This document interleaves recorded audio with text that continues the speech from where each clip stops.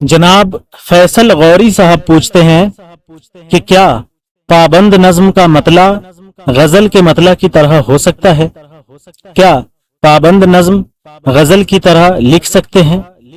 جی ہاں جناب، پابند نظم کا مطلع یعنی پہلا شعر غزل کے مطلع کی طرح ہو سکتا ہے۔ پابند نظم میں قافیہ اور ردیف کی پابندی کی جاتی ہے اور غزل بھی قافیہ اور ردیف کے ساتھ ہی لکھی جاتی ہے، اس لیے پابند نظم کا مطلع غزل کے مطلع کی طرح ہم قافیہ اور ہم ردیف ہو سکتا ہے۔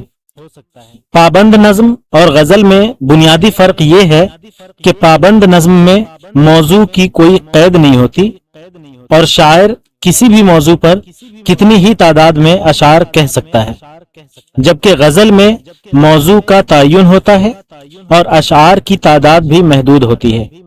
اس لیے اگر پابند نظم میں قافیہ اور ردیف کا استعمال کیا جائے تو اس کا مطلع غزل کے مطلع کی طرح لکھا جا سکتا ہے۔